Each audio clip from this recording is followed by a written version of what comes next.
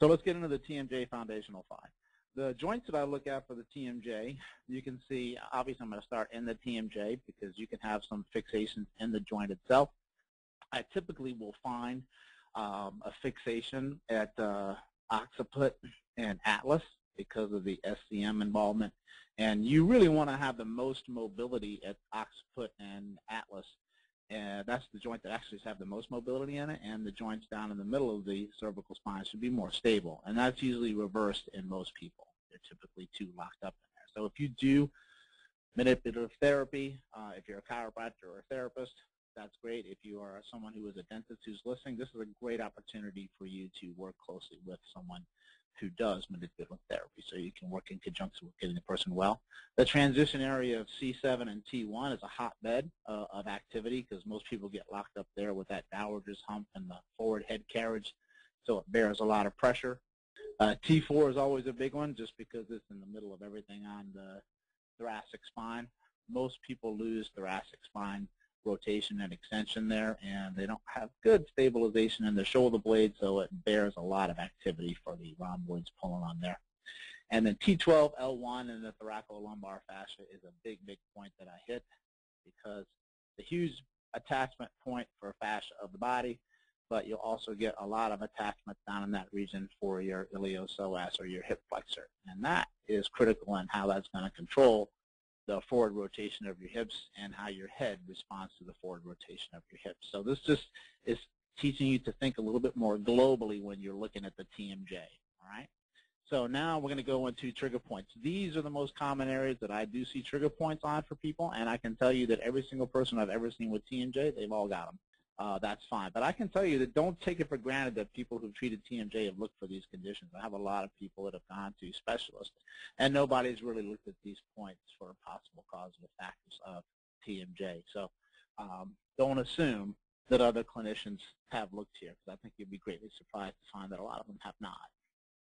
The fascia is a big part of it that I see, and these are some pictures represented from Thomas Meyer's work, who wrote a fantastic book called Anatomy Trains, T-R-A-I-N-S.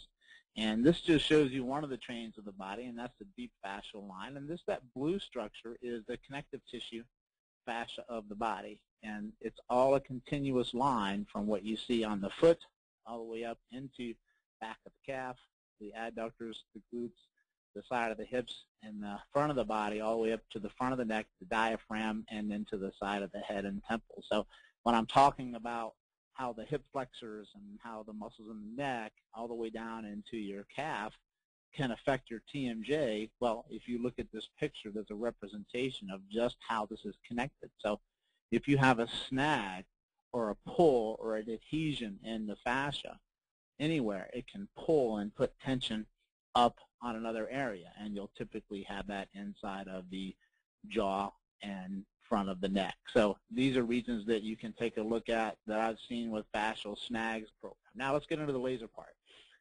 Usually what I do is I recommend 8 to 10 joules per centimeter squared, which is about the size of an index card.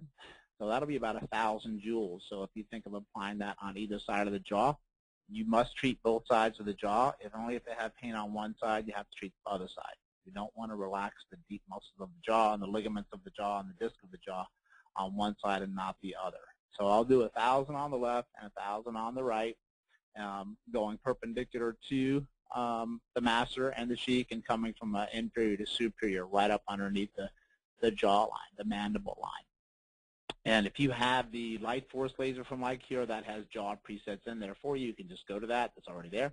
If you have the LCT 1000 from Licure, I usually do a 5-watt laser. If you have another unit out there, 5 watts is what I usually typically go for.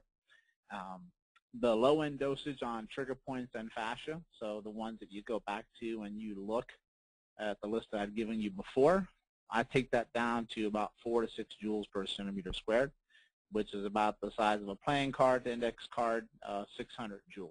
And that's probably going to take you roughly 2 minutes per spot if you have 5 watts going in there. So I will use that around the trigger points of the scalenes or the SCM or the suboccipital muscles, even up into the temporalis muscle as well.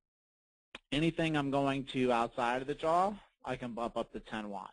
So if I'm going down and I'm going to work some of those areas at the the C7, T1, or T12 to L1, I'm going to jack up the power, and I'm going to get in that area with about 1,000 joules of that. So it's going to be about a minute and a half per time frame with the 10 watts. Okay, so you can get through those areas very quickly.